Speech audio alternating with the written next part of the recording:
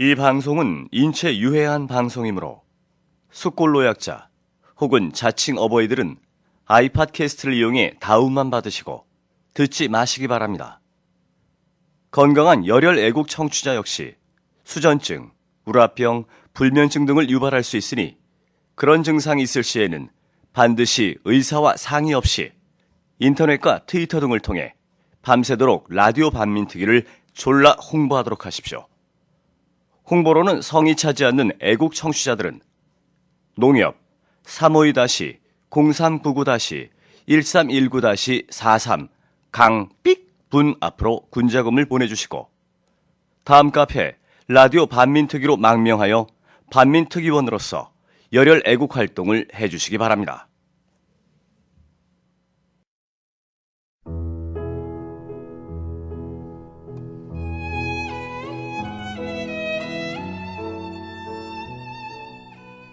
봄이 왔어요. 봄이 왔어요.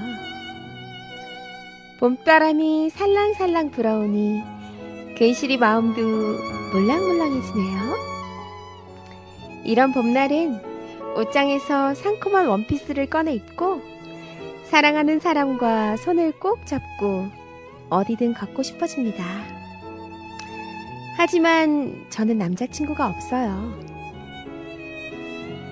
그래서 월급날인 모태솔로 친구와 함께 이른 저녁부터 만났어요. 상큼한 에피타이저로 광어, 우럭 25,000원 세트에 쏘매, 쏘매, 쏘매. 메인 식사로 윤기나는 쫄깃한 소곱창에 쏘매, 쏘매, 쏘매. 건너편에 핑크빛 원피스를 입은 귀여운 여자와 훤칠한 키에 큰 눈이 매력적인 남자가 다정하게 서로의 입에 윤기나는 소곱창을 먹여주고 있네요. 그 모습을 보니 너무 보기 좋아서 목구멍까지 씨발이 튀어나와 곱창을 얼른 삼켜 막았어요. 남자는 서민 음식인 곱창이 너무 비싸졌다며 하소연을 했고 여자는 대답했습니다. 오빠, 푸타만 통과되면 곱창은 껌값이 되고 와인은 소주값이 되고 우리는 체리에 밥을 말아 먹을 수 있대. 푸타 엄청 좋지? 라고 말입니다. 헐. 화내지 마세요.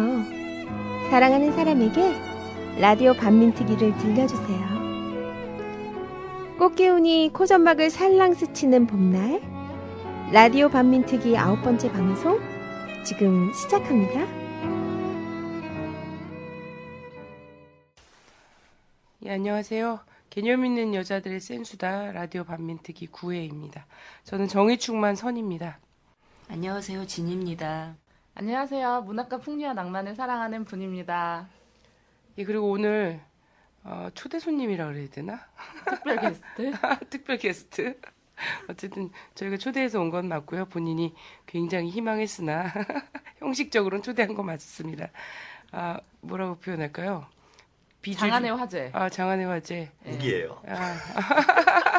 욱입니다. 욱입니까? 욱. 네, 욱이십니다. 네, 욱입니다.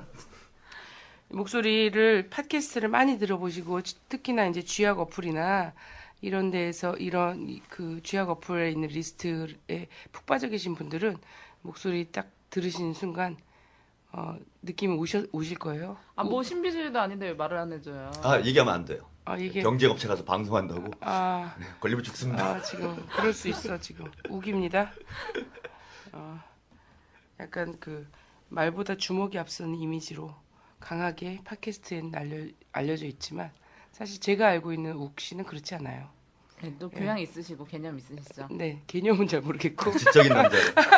지적인 남자로 해주세요. 개념은 잘 모르겠고 개놈이라고. 가끔 이렇게 상식은 좀 있으십니다. 네, 자, 전번 주에도 아주 열화 같은 고급스러운 반응들이 많았어요. 네, 근데 아직까지도 오프닝에 대한 열광이 되게 많고 혹시 이걸 진님이 하시는 거 아니냐고 하는데 아닙니다. 저희는 아주 아리따운 오프닝녀가 따로 있어요. 그래서 영이라고. 네, 오프 모임에 나오시는 분들은 몇 번 봤어요. 네, 목소리가 네. 전혀 딴판으로 외모는 생기셨다는 거. 아유, 아름답다고 그냥 뱉어요. 아, 네. 네, 그렇고요. 예. 그래서 전번에 보니까 이제 사람들이 순위에 집착하신다는 걸 보고 리뷰를 많이 달았다고 하는데 리뷰만 많이 다신 것 같아요. 다운도 많이 받으셔야 되거든요. 그래서 네. 순위에 별 영향을 못 미치고. 네, 그래도 네. 그냥 사회 문화 부분 1위를 굳건히 지키고 있지만 열심히 다운로드 받아주시고요. 그래도 우리가 예전에 이제 순위 안 올랐을 때는 무슨 뭐 말도 안 되는 뭐 섹스 뭐 어쩌고 저쩌고 이런 방송인들이랑 어깨를 나란히 했는데 지난주에 보니까 이정희의 희소식 그다음에 생방송 애국전선 라디오 반민특위 이렇게 쪼로록 3개가 붙어 있더라고요. 그래서 그걸로 위안을 삼고 있었어요. 아, 네. 네. 그냥- 아, 그리고요, 지난주 방송에서 정정을 해달라는 요청이 있어서 정정을 해드릴게요. 저희가 지난주는 아니죠? 강정 이야기를 할 때 그 어버이연합 분들에게 이제 신부님이 돈을 드렸다 이렇게 방송을 했는데 신부님이 아니라 목사님이었다고 꼭 정정보도 해달라고. 네, 정정하겠습니다. 네, 종교인이 아닌 사람들이 듣기에는 큰 차이가 아닌 것 같지만 나름 종교인들 안에서는 신부님과 목사님은 굉장히 큰 차이라고 늘 그러시더라고요. 네. 그리고 또 이런 사건이니까 아무래도 민감하겠죠. 자, 아유, 목소리가 제가 지금 계속 되게 그 오프닝 그 목소리나 다름없이 은쟁반의 옥구슬 그런 목소리인데 몇 주간 계속 이런 목소리예요. 사실 목을 많이 썼다기보다는 피로가 좀 계속 안 풀리고 있는 상태네요. 네, 심신이 지금 아주 네. 허약하신 상태죠. 특히나 최근 며칠간 네. 며칠간 굉장히 포털에 1위도 검색어 오르셨잖아요. 네. 아니 신화가 돌아왔는데 검색어 1위 안 올라가잖아요. 무려 네, 우리 황선 씨 때문에. 네이버와 다음에 검색어 1위가 올라갔습니다. 자, 전여옥 씨 때문에. 당원들도 잘 모르는데, 그죠? 나를. 네. 아니 비례 순위가 1위였어야 되는데 검색어 비례순위는 1위만 돼서. 완전 당선권 15번이잖아요. 당대표 수준 아니에요? 매직 넘버. 당대표보다 뒤로 갔어. 뒤에. 제가 배수의 진을 쳐드리려고 배수의 진을 치고 있습니다. 서기호 판사와 지금 유시민 대표를 당선시키기 위해서 배수의 진을 쳤고 여기에 지금 그 배수의 진에 기름을 붓고 계시는 분이 전용욱 씨가 딱 계세요. 우리 너무 피로했어요. 이분 때문에, 전여옥 씨 때문에. 분도 덩달아서 갑자기 트위터상에서 네, 특유의 막 모진 공격을 받으면서. 예. 네, 전혀 전여옥 씨가 휘청하진 않더라고요. 한 게 뭐였죠? 이제 선언이가 올린 이제 페이스북에 그 중국. 12월 달에 중국이 조문 발표한 거 북의 그 상해 조문을 발표한 거를 공식 조문이라고 이렇게 딱 분명히 아래다 써서 올려놨음에도 불구하고 그 부분은 싹 잘랐더라고요. 그 부분은 싹 잘라버리고 황선이란 여자가 이런 글을 써서 이렇게 애도하고 막 이랬다. 그러면서 그걸 막 내돌리는데 그 팔로우가 굉장히 많으시더라고요. 그러니까 삽시간에 막 번지고 이런 빨갱이를 봤나 막 이러면서.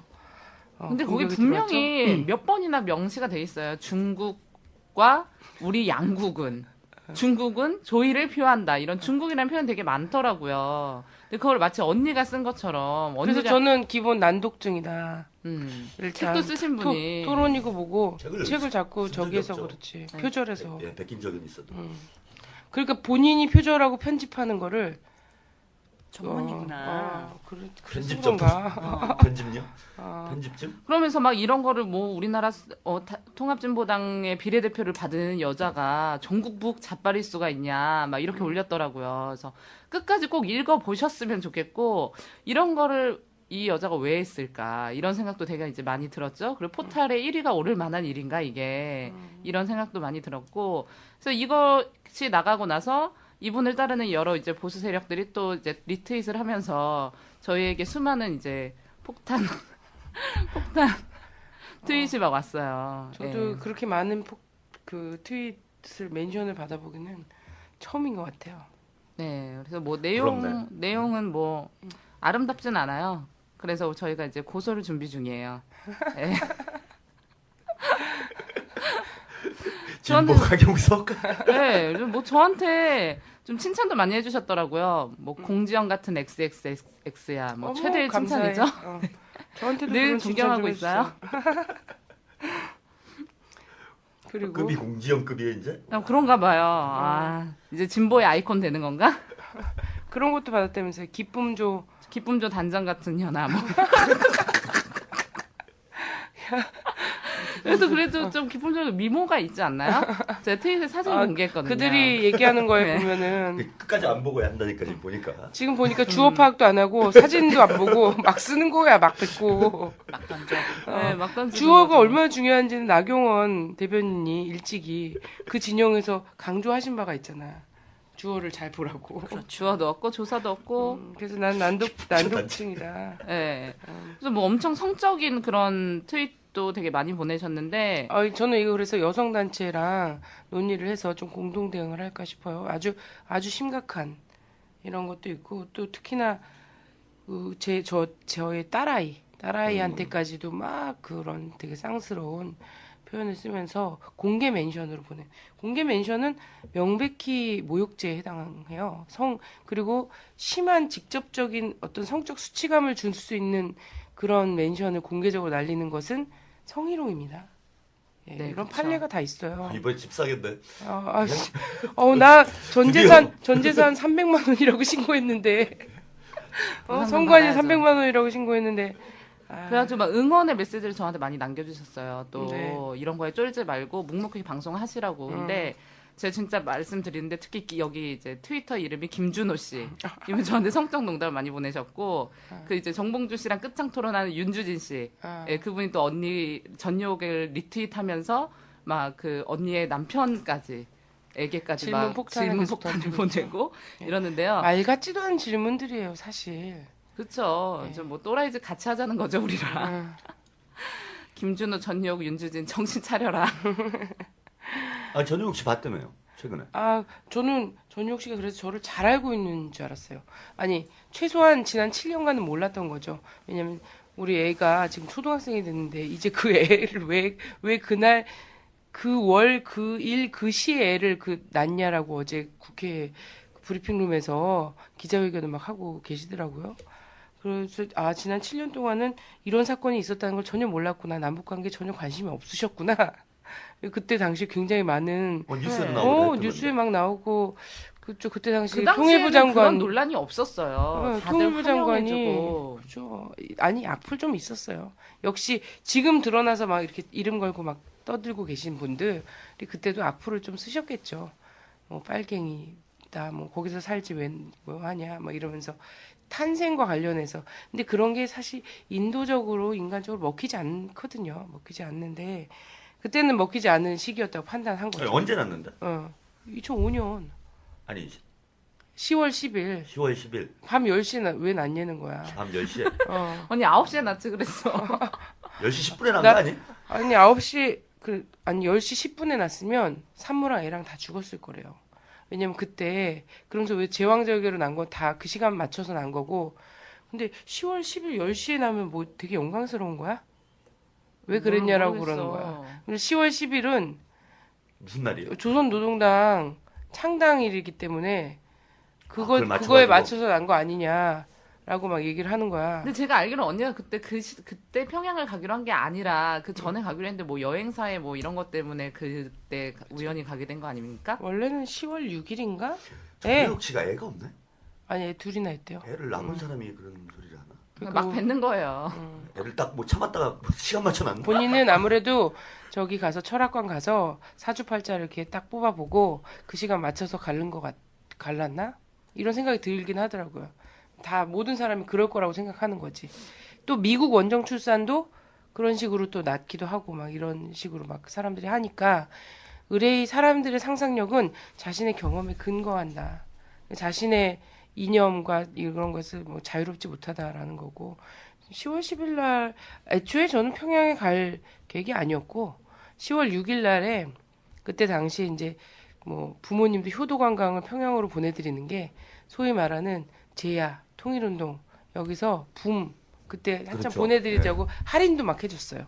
아리랑 네. 구경 가는 게 예, 붐이었죠. 그죠. 그래갖고 그때 이런 단체에서 일하시는 분들은 대폭 할인을 또 해줬고 해갖고 저희 부모님도 보내드렸는데 행정착오로 다시 돌아오셨잖아. 인천 공항에서 새벽같이 어머니 아버지 다녀오세요.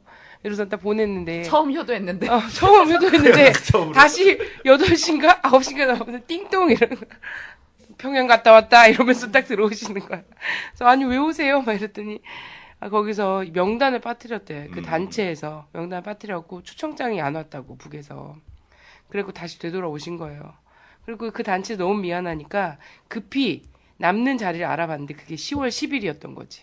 그러면서 원래 10월 6일 날은 어머니 아버님 아시는 분들이랑 이렇게 다 같이 단체로 가는 거였는데 10월 10일 날은 낯선 고장 전라북도 여기 단체랑 가게 된 거예요.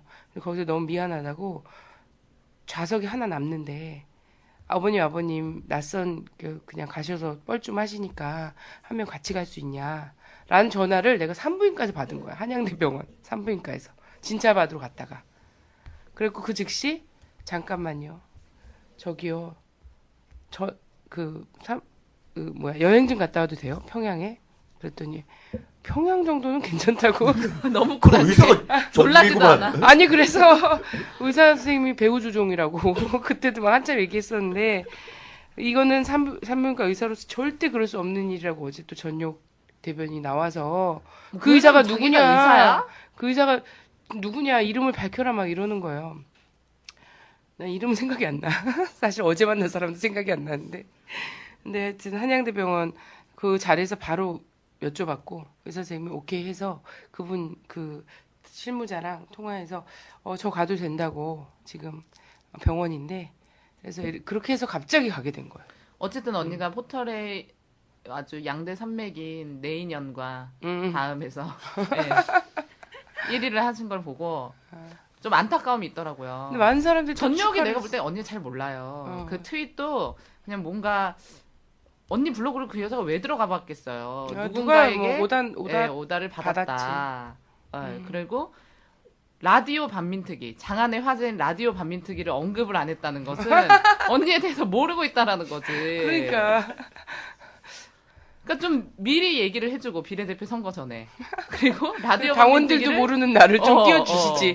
이제 온 국민이 다 알게 됐어. 언급을 해줬어야 돼. 조사를 안 한 거야. 그러니까 얼굴도 모른다면서요. 야, 이 얘기 듣고 나 꼭 잡았네. 그래. 그래갖고 아니 나오시더라고 이렇게 기자회견 하셨잖아요 어제. 근데 내가 그 다음 순서였거든. 그리고 나오시는 거 보고 또 연세가 굉장히 많으시게 보이시더라고. 그래서 안녕하세요.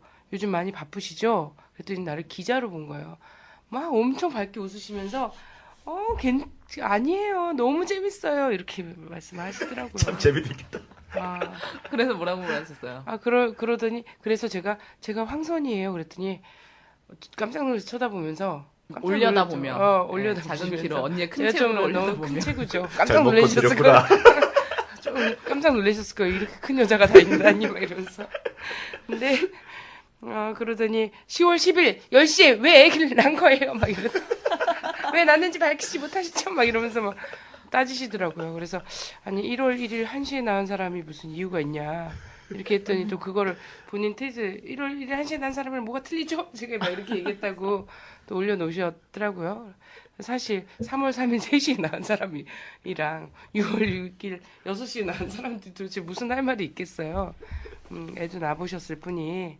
그리고 어쨌든 제가 그 10월 10일 그 당시 바로 1년 전에 연년생 큰애를 제 진통 중에 큰애가 제 뱃속에서 태변을 보는 바람에 제왕절개를 했었거든요.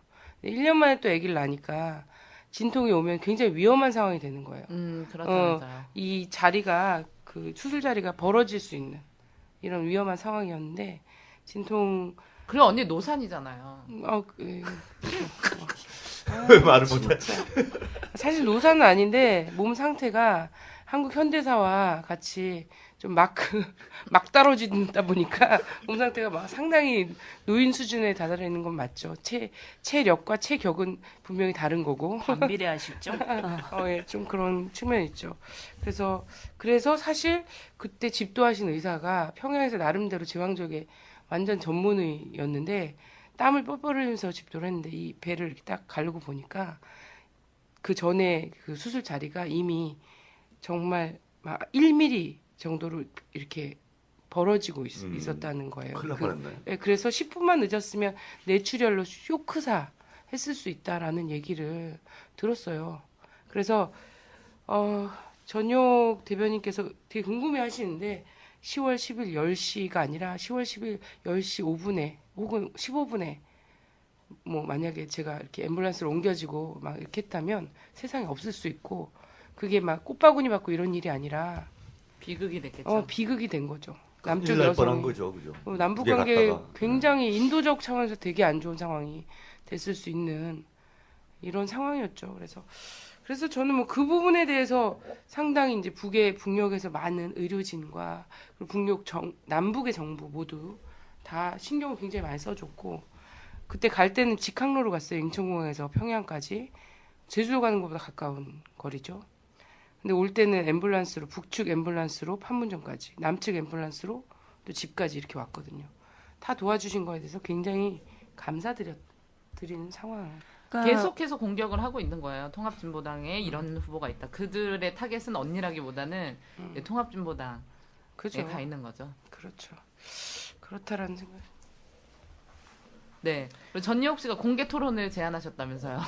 근데 일단은 저는 토론은 이렇게 우리가 그죠 다양한 삶에 우리 지금 4명이 모여 있는데 다 다른 삶을 살고 있어요. 예, 다 다른 삶을 살고 있어도 기본 이성적인 토론과 이런 수다 떠는 것도 가능한 거잖아요.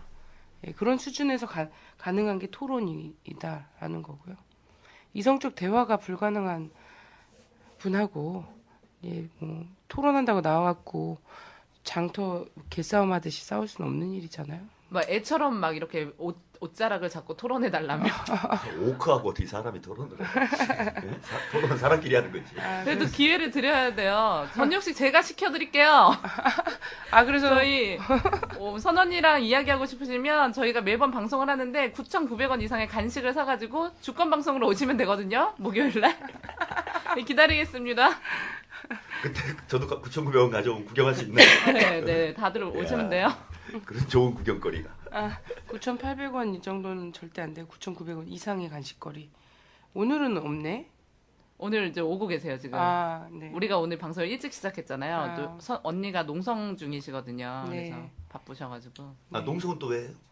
농성이요. 오늘 얘기하는 이런 내용과 딱 맞닿아 있어요. 사실 그리고 마침 전용 대변인께서 이런 일을 또 터트려 주실 거라고는 몰랐는데 이거랑도 또 일맥상통하는 것 같아요. 제가 이제 반전 평화 그리고 북풍 반대 이런 내용으로 어젯밤에 정했어요. 방풍림. 그 농성단 이름 방풍림이라고 했습니다. 예. 좋네. 예, 괜찮죠. 집단적인 좀 느낌도 좀 나고 바람을 막는 북풍을 막겠다 이런 걸로 해서 좀 했습니다. 이게 뭐 총선 지금 굴러가는 거 보니까 아무래도 민풍은 진보 진영의 압승이에요. 진보 진영의 압승인데 이게 진보 진영의 압승이 될까봐 온갖 책동이 다 일어나고 있는 상황이다. 별별 막 비열한 이런 색깔론부터 해서 근데 이런 모든 뭐 색깔론이라든지 그 여러 가지 이렇게 터트리고 막 이러는 것들이 결국은 가장 크게 모이는 것이 어딘가 안보 위기 이거 조장하는 거 아니겠는가 이렇게 생각이 되거든요. 그래서 아니 뭐 선거철만 되면 뭐 단골 손님이어서. 단골 손님이었고 계속 손님이 오시죠. 저는 최근에 남북 관계를 보건데 이번에 터지면 지금까지 선거 국면에서 터뜨렸던 그 어떤 안보 위기보다 가장 큰 안보 위기. 그래서 정상적인 선거 국면이 되지 못하는 그런 상황으로 만들어버릴 수도 있겠다. 이런 판단이 좀 들어서 저희 예리한 정세의 감 이런 거 속에서 농성에 돌입을 했습니다. 예. 방풍님도 많이 좀 지지를 해주시고요. 어디서 하시나요? 저 이제 그 광화문 일대에서 광화문 합니다. 일대? 예. 근데 요즘 분위기 엄해요. 해관보 정상회담이 있다고 해서 아니 세계 평화랑 한반도 평화가 정상회담들 많이 한다고. 특히나 핵무기 핵독점 국가죠. 핵독점 국가들 정상들 모아갖고 회담하고 뭐 판문점 시찰관 아니 오바마가 판문점 간다 그러더라고요. 와서 이번에 이렇게 되면은 1950년 한국 전쟁 직전에 분위기로 완전 몰아갈 수 있는 상황이 되는 거죠. 그래서 지금 3월 하순을 두고서는 굉장히 지금 위기 상황이 벌어지는데 그것 때문에 지금 병력이 한참 깔려 있어요. 그래갖고 실제 무슨 막 집회나 농성을 좀 대대적으로 하기는 좀 어렵고 제가 막 1인 농성 이런 식으로 좀 거리에서 살고 있습니다. 선거 때만 되면 어김없이 나타나는 이 한국발 북풍에 대해서 오늘 좀 어떠한 이 역사적 사례가 있는지 한번 차근차근 살펴보고 그리고 이번 선거에서도 어김없이 등장하는 이 북풍 사건의 움직임들 이런 것들을 우리가 날카롭게 한번 찝어보고 이 선거에 악용되지 않도록 하는 국민적 관심과 지지가 오늘 라디오 반민특위를 통해서 확산이 되었으면 좋겠네요. 네. 그러면은 우리가 좀 말하기 편한 것부터 할까요? 국외 사례. 아무래도 국내 사례는 너무 많아. 국내 사례는 이제 좀 막판에 임팩트 있게 좀 가야 될 것 같고 국외 사례부터 약간 이제 워밍업식으로 좀 풀어봤으면 좋겠습니다. 국외 뭐 얘기하자면 뭐 독재 그리고 뭐 파쇼 뭐 이런 걸로 가장 명난 데가 아무래도 독일이죠. 네, 독일이죠. 그리고 독일은 예를 들기 너무 좋아. 왜냐면 나치가 망해갖고 다 걸렸지. 다 이게 만천하에 공개가 됐잖아요. 지금 사실 우리 한국 같은 경우는 아직도 이런 것들이 과거사 베일에 쌓여있죠. 진상 규명이 되지 않아서 진상 규명을 해도 여기저기 압력에 의해서 제대로 그렇죠. 아직도 계속 보여지지 덮이는 거예요. 못하는 거. 그래서 우리는 아직도 과거사는 진상 규명 시작도 못한 초입 단계에서 좌절됐다는 거죠. 영화 살해된. 그죠. 영화 살해된 반민특위 마찬가지로 반민특위 이후의 역사도 마찬가지고 그래서 나치의 예를 좀 들어보면서 한번 봤으면 좋겠습니다. 예, 나치 당시 이제 독일 히틀러 집권 시대였잖아요. 그래서 두 가지 좀 사건을 볼 수가 있는데 하나는 이제 국회의사당 방화 사건이에요. 그래서 1933년도에 일어났던 사건인데요. 이 당시 베를린에 있던 국회의사당에 의문의 화재가 발생합니다. 대단한 큰 화재가 일어났고요. 근데 당시 이 독일에서는 이를 방화범으로 네덜란드 공산당에서 활동한 전력이 있는 청년을 지목했고 그가 또 재빨리 자기가 했다라고 자백을 했어요. 그거 요즘 한국에서 잡아들이는 간첩들하고 비슷한 반응이에요. 그렇죠. 원정화 씨 막 이런 분들 있잖아요. 나는 간첩이다. 자기 나는 선언하고. 간첩이다. 예, 좀 더 볼게요. 당시 상황이 어떠했는지. 그래서 이제 이를 기점으로 해서 나치가요, 공산주의자들이 곧 봉기를 일으킬 거다. 그리고 공산당 통치 체제가 찾아올 거다라는 이런 주장을 강한 여론전을 펼치죠. 그러면서 이제 공산당 각 지역 지부를 압수수색하고 이 공산주의자만이 아니라 이 나치를 반대하는 지식인 한 약 5천 명 정도를 체포하는 이 공안 사건들을 연이어 일으킵니다. 그래서 이 과정에서 또 이런 얘기들을 하죠. 이 나치는 이 봉기를 모의한 증거가 있는 문건을 확보하고 있다. 항상 이런 말들 하죠. 네. 근데 여전히 지금까지 드러난 적은 없습니다. 그래서 대표적 조작 사건으로 좀 얘기가 되고 있는데 당시 독일의 국내 상황이 어떠했는가를 살펴보면 당시 3월 5일 독일의 총선거를 앞두고 있었어요. 이 방화 사건은 2월 27일 날 일어난 사건이고요. 그래서 당시 히틀러가 정권 이임법을 통과시키기에 혈안이 되어 있었습니다. 이건 당시 뭐냐면 이 총리가 의회의 동의 없이 법률안을 의결할 수 있는 이 권한을 가질 수 있는 법안이거든요. 그래서 이를 통과하려면 나치당이 사실 과반 의석을 차지해야 돼요. 그래서 의석이 3분의 2 이상을 차지해야 되는 거죠. 그래서 결국 이 조작 사건을 빌미로 해서 총선의 44%를 득표를 했고요. 이 과정에 이제 히틀러를 반대하는 정당들 다 해산이 되고 이 법은 통과가 되고 이런 과정들이 있었죠. 얼마나 부러울까요? 나는 누가 독일 보면 얘기 아닌 줄 알았어. 어디서 듣던 건데. 요즘에 그러니까 근데 이것 말고도 또 이 이건 이제 당시 국내 상황을 활용하기 위한 조작 사건이라면 이 클라이비치 방송국 공격 사건이라는 조작 사건이 있어요. 이 사건은 이후 이제 폴란드 침공으로 이어졌고 결국 2차 세계 대전에 일으킨 이 사건이라고 볼 수가 있는데요. 당시 독일이 이제 히틀러죠. 역시 그 시기에 폴란드를 침공할 사건이 필요했어요. 조작 사건, 명분이 필요했던 거죠. 그래서 이 당시 국경지대에 있던 이 방송국을 폴란드 군복을 입은 독일군이 이 점령을 하는 거야. 그래가지고 이 독일에 폴란드가 선전포고를 하는 이 낭독문을 읽어요. 단 4분 만에. 그래가지고 이걸 빌미로 독일이 폴란드에 대한 선전포고를 시작하는 거죠. 이런 사건들을 해서 발생했던 대표적인 이것이 당시 이제 국내 집권을 위한 것을 넘어서 국외로 전쟁을 하기 위한 명분으로 작용한 조작 사건들을 우리는 살펴볼 수가 있겠고요. 뭐 우리가 중일 전쟁을 일으킨 이 로구교 사건도 예외는 아닐 수 없겠죠. 이것이 이제 당시 뭐 중일 전쟁으로만 전쟁이다 이런 게 아니라 이게 민간인 그래서 지금 중일의 역사 교과서 전쟁도 좀 벌어지고 있잖아요. 그 사건이 난징 대학살인데 이걸 이제 만들어졌던 이 사건으로 볼 수가 있죠. 그래서 당시 이 어떤 사건이냐면 당시 이제 이 1937년에요. 이 마르코 폴로라는 다리로 불리고 있는 이 루거차오라는 이 다리를 중심으로 이 한쪽에는 일본군이, 한쪽에는 당시엔 이제 국민당 시절이었죠. 중국군이 있었어요. 그래서 이 1947년 7월 7일 날 이 일본군 중대에서 야간 훈련 중에 총소리가 딱 일어납니다. 한 방이. 이런 동시에 병사 한 명이 행방불명이 돼요. 이걸 빌미로 일본군이 중국이 이걸 한 것 같다. 그래서 중국 니네 있는 자리에 우리가 이 일본군, 없어진 일본군 한 명을 찾아야 되겠다. 이렇게 하면서 이제 교전이 벌어집니다.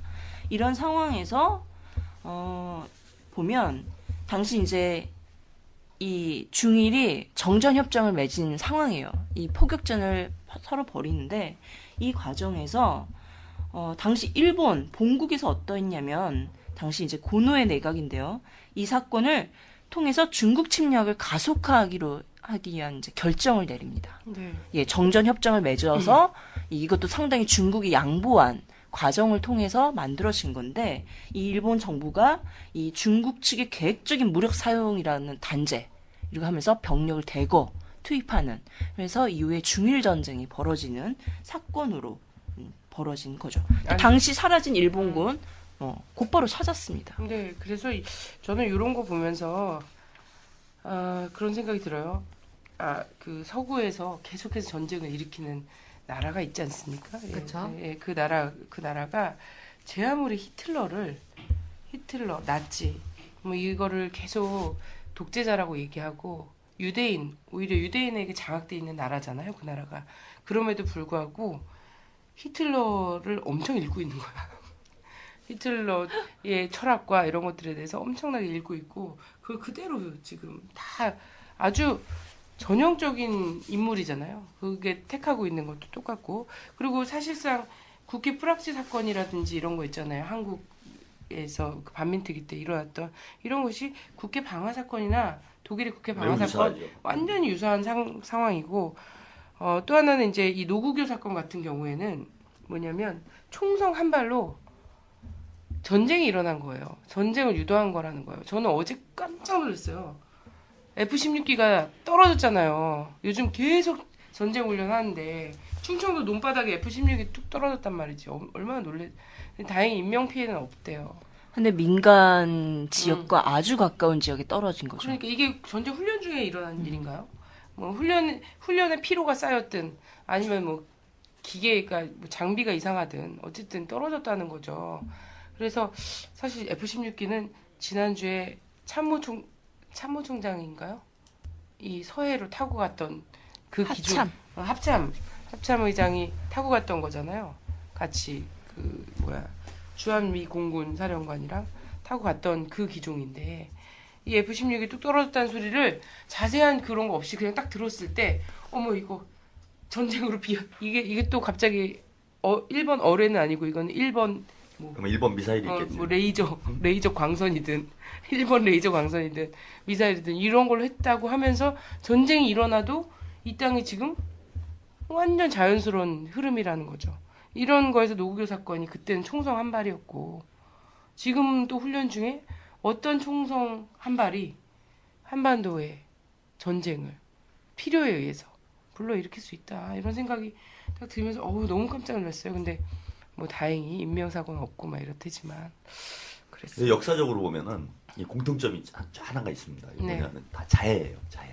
자해 공갈. 네, 자해 공갈을 한다는 겁니다. 네. 그래서 뭐 독일하고 일본 사례 얘기를 했는데 대표적인 자해 공갈이 이제 미국.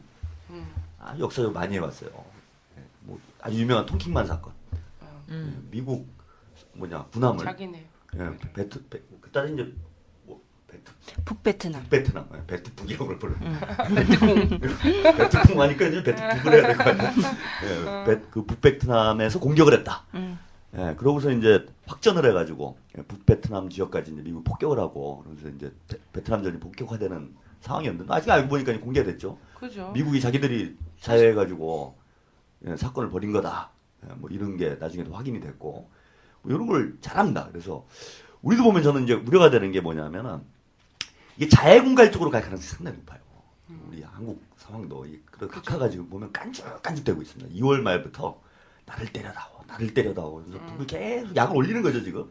그 대표적인 사건이 이제 그 내무반에 북한 네. 최고 지도부에 사진을 걸어놓고 거기다 아주 참 입으로 담기 힘든 이런 표현을 들어가 있는데 그 내무반에 기자들이 마음대로 들어갈 수 있는 곳이 아닙니다. 군대를. 거기가 사진을 또 마음대로 찍을 수 있는 것도 아니고. 근데 아주 그 미묘한 시점에 이렇게 사진을 공개해가지고 북한 사람들 사진을 자극하고. 찍어오고도 시간이 꽤 지난 거죠. 그죠. 꽤 지나고 다른 신문에서도 다 그런 그 사진을 갖고 있었는데 한 신문으로 살짝 흘려본 거죠. 살짝 그 북에서는 뭐 난리가 나고 뭐 이러면서 북한 지금 골기대회 하고 난리 나지 않았습니까? 북한의 거의- 군사력을 증대시켜준 네, 사건이죠. 아니 김관진- 그래갖고 북에서 입대 청원이랑 이런 것들이 지금 막 하루 이틀 만에 180만 이러고 70살 넘은 노인도 자기도 군대 가겠다고 막 이러고 막 중고등학생들 군대 가겠다고 막 이런데 이게 그 사진 하나를 공개한 이걸로 해서 막 이렇게 불거졌잖아요. 김관진 국방장관도 뭐 지난주에 헬기 서해 타고. 가가지고 헬기 타고 10배 응징을 해야 된다. 그리고 또 아까 합창호 장도 비행기 타고 돌아다니면서 뭔가 자꾸 살살 약을 올리는 거예요 지금. 그래서 나를 때려다오 지금. 한 대만 맞으면은 의석이 한 10석 이상 올라간다. 뭐 저는 이런 지금 생각을 가지고 있는 거 아닌가. 그 지금 이제 왜 자작극이라고 얘기하는데 이제 통킹만 사건을 잠깐 언급했는데 좀 보면 사실 이 미국이 1955년도부터 이미 이 베트남 북과 남 베트남 당시 나눠져 있었죠. 내전에 이미 결합이 되어 있었던 상황이에요. 그래서 보면 아까 이제 조작이라고 얘기했던 거 있는데 사실 남 베트남 무장 공비들을 이 북베트남 연안 곳곳에 보내서 이 농업시설 그리고 공업시설들을 파괴하는 작업들이 벌어지고 있었던 상황에서 이 것들을 만든 거죠. 그래서 일부러 들어가서 이 유도를 해내는 이런 작업들을 봤던 것이 지금의 상황과 좀 아주 유사하다라고 보여지는 거죠. 네.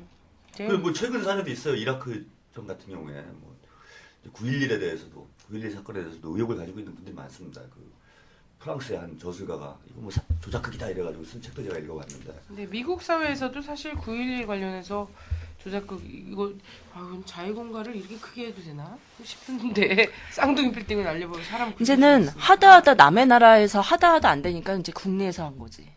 그러면서 애국주의를 막 고취시킨다고. 이게 하고. 막 뽕 맞는 거랑 비슷해요. 이게 지금 이런 자작극 하는 게 왜냐하면 처음엔 요만큼 하면 된단 말이에요. 그럼 사람들이 와 하고 이제 몰려드는데 이게 자꾸 하다 보면은 그 지난번에 저는 이건 비유가 맞는지 모르겠는데 지방선거 때 천안함 사건이 터졌는데 뭐 누가 했는지 잘 모르겠으나 아직도 재판 중에 있고 근데 천암 사건과 관련해서 반응을 보니까 어쨌든 이게 원인이 어디에 있든 1번 어뢰에 있든 인간 어뢰가 그랬든 뭐가 그랬든 간에 이것과 관련한 반응을 보니까 얼씨구나 하는 반응인 거 있잖아. 얼씨구나, 옳다구나. 그러니까 그 지방선거로 끌고 가자 이런 두달 반응이 멍하니 있었단 있다가 말이지. 얘네들이 그 선거, 그래서 통킥만에 계속 비유됐죠. 선거 갑자기 들어가는 시점에 북한이 했다고 발표를 했단 말이에요. 5월 20일인가 6.2 지방선거니까 6월 2일 날 있었는데 선거가 한 두어 달을 3월 26일 날 천안 사건이 난 거 아닙니까? 근데 두어 두 달 달 동안 사건 조사한다고 예, 조사한답시고 계속. 비일빌대다가 뭐 느닷없이 선거 딱 돌입하는 날. 그 선거 아마 입후보하는 날인가 그랬을 거예요. 선거운동 시작일. 시작일이었죠, 그죠? 예. 시작일이니까 그런데 뭐 갑자기 조사 결과. 파란색 일본어를 뭐 이상한 거 들고 나와가지고 야 북한의 소행이다. 아, 나는 그때 뉴스를 봤거든요. 천안 사건이 터진 날. 네. 뭐 생각도 나는 뭐 북한 이런 생각도 안 하고 뭐 했는데 암초에 뭐 이렇게 자초됐다 자초라고 이렇게 나왔지. 계속 나왔었어요. 근데 그게 2달 뒤에는 북한이 한 걸로 밝혀졌죠. 근데 이제 저는 하고 싶은 얘기가 뭐였냐면은 그렇게 했는데 천안 이거 하면 이제 선거가 여당 쪽으로 유리하게 갈 거다 보수 쪽으로 생각해서 막 한 거 아닙니까? 근데 선거 결과 반대로 나왔어요. 그러니까. 역풍을 맞아가지고 오히려 그 뭡니까 진보 개혁 쪽이 예, 표를 더 많이 얻어가는 뭐 이런 결과가 나왔는데 이게 안 먹히는 거예요. 이게 좀 문제다. 그러니까 천안함 정도면 큰 사건인데 이걸로도 북풍이 예전 같지 않단 말입니다. 위력이. 그러면 이제 다음에 하면은 더 큰 걸. 거기서 더 한 게 있어야 이게 효과가 있다 이런 생각을 할 수 있다는 거예요. 아, 맞아요. 기본이 난 그래서 만약에 지금 이번에 총선 사실 가능성이 안 보이는데 더 나쁘죠 지금 지방선거 때보다. 그죠. 새누리당으로서는 아예 총선을 엎어버리는 사실 계엄 상태 이런 걸 꿈꾸지 않겠나 싶은 생각이 드는 거예요. 충분히 가능성이 네. 있죠. 지금까지 우리나라에 우리 반민특위 들으신 분은 아시겠지만 그 권력자들이 자신의 권력을 잡기 위해서 국민의 목숨을 뭐 몇만 명도 파리 목숨처럼 이렇게 내놓는 걸 많이 보셨잖아요. 그죠. 네. 지난번에 4.3 우리가 제주도 얘기도 했지만 제주도면 다 죽어도 좋다. 제주도만 있으면 된다. 근데 참 그들은 뭐 백악관에 앉아 있든 뭐 펜타곤에 앉아 있든 청와대에 앉아 있든 지하 벙커에 앉아 있든 그들은 사실 조작을 해내고 싸우는 건 군인들, 주거는 민간인들 이렇게 이제 만들어내는 거죠. 제가 난징 대학살 기념관을 가봤어요. 그렇지 맞아. 네, 국제적으로 진짜 많이 정말 돌아가셨잖아요. 근데 그 중국 정부는 그 난징 대학살 기념관에서 그 유골을 파헤친 거기에 그대로 유리관을 이렇게 해서 그걸 이제 박물관으로 해놓고 얼마나 이런 제국주의나 어떤 전쟁의 폐해가 큰지를 전시하고 이것을 이제 무료로 공개를 해요. 근데 그걸 보면서 정말 분노하고 마음 아프고 진짜 그 길을 걷는데 옆에는 이제 막 유골들이랑 어떻게 죽었는지가 쫙 전시돼 있는 거예요. 근데 막 무섭고 뭐 이러기도 하는데 그런 생각이 들더라고요. 우리나라도 뭐 만만치 않게 정말 양민학살도 당하고 이랬는데 이런 박물관 하나가 없는 거예요. 예, 박정희 기념관, 뭐 이승만 기념관 이런 거 세울 돈은 있으면서 사실 이런 것들이 있어야 되거든요. 역사가 반복되지 않으려면. 그죠. 그래서 아까 뭐 저기 9.11 얘기하다가 좀 약간 예. 옆으로 갔는데 어쨌건 뭐 9.11을 빌미로 해가지고 이라크 아프가니스탄을 쳤어요. 미국이 전쟁을 2개나 했습니다. 이거나 한 건 가지고 원체 큰 건이다 보니. 근데 이라크하고 아프간하고 9.11하고 아무 상관이 없습니다. 예. 뭐 상관이 있는 거 하나 있어요. 그 뭐냐? 그 누구죠? 빈라덴. 예, 알카에다 그 두목이라는 빈라덴. 뭐 그 사람이 했다고 그랬는데 그 탈레반 그 당시 수장이었던 오마르하고 사돈지간인 거. 근데 그 아랍 사람들이 그 일부 다처제잖아요. 그 부인이 많습니다. 한 30명 되는데 그 중에 한 명이 빈라덴 일가였던 거야. 예. 그래서 네가 빈라덴 숨겨주는 거 아니야? 그래갖고 아프가니스탄을 제일 먼저 쳤습니다. 이건 또 참 웃기는 일이고 더 황당한 건 이라크는 아무 상관도 없는 거예요. 예, 9.11하고는. 근데 그 당시에 미국의 국방장관이었던 럼스펠드가 바로 그런 얘기했다. 이라크 무조건 이라크야 이랬다고 그럽니다. 이 9.11 사건이 터지자마자 펜타곤에서. 그러니까 이 사람들이 뭐 9.11 사건을 뭐 조작까지 한 건 아닐지 모르지만은 의도적으로 어떤 자신의 정치적 목적을 달성하기 위해서 분명히 그걸 악용을 하고 예. 또 하나 이제 확인된 건 이거 있지 않습니까? 이라크를 직접 공격한 게 이제 대량살상 무기를 후세인이 개발을 했다. 예, 이런 빌미로서 이제 친곡을 한 건데 그것도 뭐 일종의 저도 그것도 자작극이라고 봅니다. 못 찾았잖아요. 네. 없어요 지금. 못 찾았고 사람들이 그때 그런 얘기를 했죠. 대량살상 무기와 대량살상 무기를 미국 대륙까지 운반할 수 있는 탄도미사일 기술이 이라크에 있었다면 전쟁은 나지 않았을 것이다. 안 났죠. 이런 전문가들의 분석이 있었죠. 10년 동안 여기 찾으러 다니고 있어요. 10년 동안. 어디 있는지 모르겠어요. 부시의 천리안. 그 당시에도 그게 왜 직접 좀 계기가 된 게 뭐였냐면 유엔에 나와가지고 그 당시 국무장관이었던 콜린 파웰이 유엔에 나와가지고 인공위성 사진을 보여줍니다. 야, 이게 대량 살상무기 여기서 개발하고 있다. 근데 인공위성 보면 건물 이렇게 네모난 거 있잖아요. 그 안에가 보입니까? 뭐 투시경도 아니고. 근데 자기들이 이거 여기라고 하니까 유엔에 있는 다른 나라들이 반대하기 좀 어려웠던 거예요. 그래가지고 그걸 빌미로 했는데 결국은 그 사진도 조작됐다는 게 이제 나중에 밝혀졌죠. 그러니까 이게 전 세계를 향해서 사기를 치고 순간의 조작은 할 수 있어도 영원히 조작은 못하는 거죠. 근데 그 순간의 조작으로 하여튼 너무 지금까지도 많은 엄청나게 사람들이 많은 양민들이 죽어갔고 나는 근데 이거를 계속해서 이제 역사가 교훈을 지금 남기고 있는데 국제사회에서 이런 분명히 미국이 사기치고 있는 거 맞아 라고 알면서도 미국 거수기로밖에 안 되는 사람들이 있는 거고 한국 정치 또 안에서도 정권이 지금 이렇게 몰아가고 있네 국민들한테 이렇게 사기치고 있네 라는 거 알면서도 또 거기에 휩쓸려서 특히 언론들이 그러잖아요. 이런 나는 본질에 진짜 집중 궁금한 못하고. 게 전유옥 씨는 원래 그러신 분이니까 그럴 수 있어요. 뭐 북풍이나 이런 거 유도할 수 있어요. 예. 근데 이것으로 인해서 진짜 전쟁 위기가 닥쳤을 때 그 주변에서 이제 막 밑에서 막 댓글 달고 이러신 분들 있잖아요. 사실 권력자들은 전쟁 나면 다 제일 먼저 도망가요. 다 믿는 구석이 있으니까 그러는 건데 왜 거기에다가 장단을 맞추시는지. 근데 진짜 전쟁은 설마 진짜 전쟁이 날까 하는 마음이 사실 있는 것 같아. 전유옥 씨도 그렇고 새누리당들도 그렇고. 진짜 나면 안 하지. 진짜 나면 안 하지. 진짜 나면 안 하죠. 왜냐면 지금 뭐 전쟁 나면 진짜 본인들 도망가기 힘들어. 아무리 그렇죠. 내곡동에다 서울공항 바로 옆에다 내곡동 땅에다 집을 짓고 산다고 해도 헬기 거기다가 전용 헬기 놔두고 산다고 해도 예. 공항을 공항은 못 인천에다 가지. 만들어 놓은 게 큰 실수입니다. 왜 실수냐면은 그 북한의 무슨 장거리포, 단거리 미사일 여기 사정거리에 다 들어가 있어요. 그럼 뭐 이거 모르겠어요. 뭐 북한 사람들 잘 알지는 못하지만 제가 만약에 북한 사람이라 입장이라면 제일 먼저 어디다 때리겠습니까? 전쟁이 터지면 인천공항부터 때려놔야 돼요. 그래야 못 도망가거든. 그래서 이제 도망도 못 갑니다. 그거 뭐 전쟁 개시되면 인천공항부터 박살이 날 거기 때문에 그죠? 도망도 못 가는 이런 상황이 오게 된다. 그래서 사실 이 사람들도 전쟁 나는 거 상당히 걱정하고 두려워하는 저는 이런 형국이라고 봅니다. 그죠. 그리고 한국이 전쟁 위기에 빠졌을 때 자기 국민들 소개하잖아요. 그렇죠. 나는 그래서 요게 진짜 궁금하더라고요. 3, 4월에 진짜 위기다 이렇게 딱 판단이 되면 분명히 미국민들한테 뭔가 오다가 떨어질 텐데. 잘 보세요. 주변 예. 미국인 친구들이 본국으로 돌아가는지 이게 실제로 그런 일이 돌아가는지. 있었어요. 예. 94년도에 이제 핵위기가 있지 않습니까? 93년도 4년도에 갖고 전쟁이 난다 그랬어요. 제가 그 그때 소개령이 나왔을 때. 방위 그거 하고 있었는데 아. 이제 못 나간다는 저기 뭐 소집해제라고 그러죠. 이게 안 된다. 고 죽이는 거잖아요, 완전. 그래갖고 막 부들부들 떨고 있었는데 94년 3월 16일로 펜타곤에서 개전 날짜를 잡았습니다. 네. 이제 그러고 이제 카터가 카운트다운. 들어가고 북한에 가서 이제 협상을 하러 갔던 건데 3월 16일이었는데 15일 날 미국인 이 대사관 이 가족들부터 해가지고 포항으로 해가지고 이 소개 자체를 하고 있었어요. 네. 15일 날 우리 국민들은 몰랐던 거죠. 뭐 그 보도도 없고 전쟁이 났는지조차 사실을 모르고 있었는데 바로 자기들은 전쟁 하루 전날 빠져나가기 시작을 했다.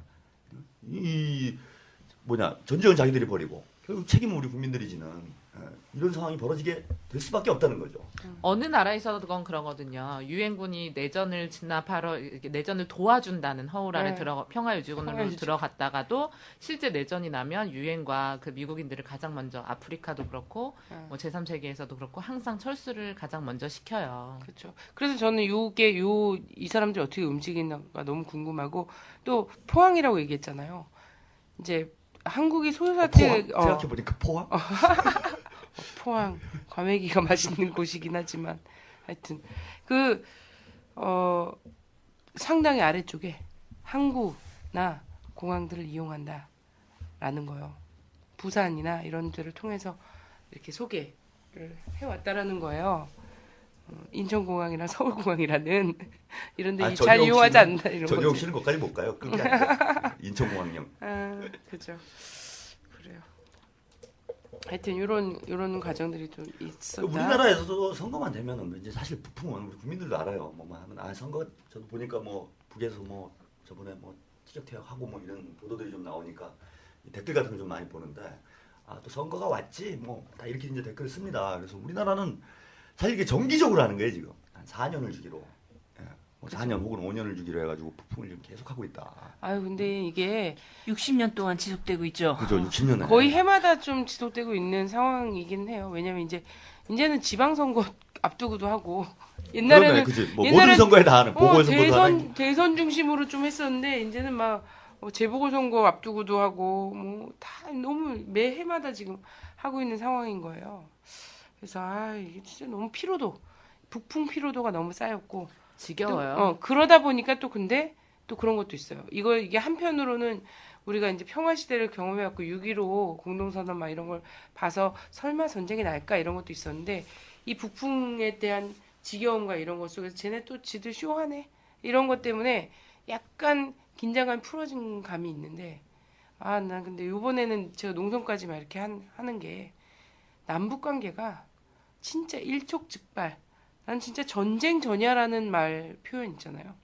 당장 내일 전쟁이 터져도 난 갑자기 어디 가서 사이렌 소리 들으면 깜짝 놀란다니까요. 내가 무슨 병 걸렸나?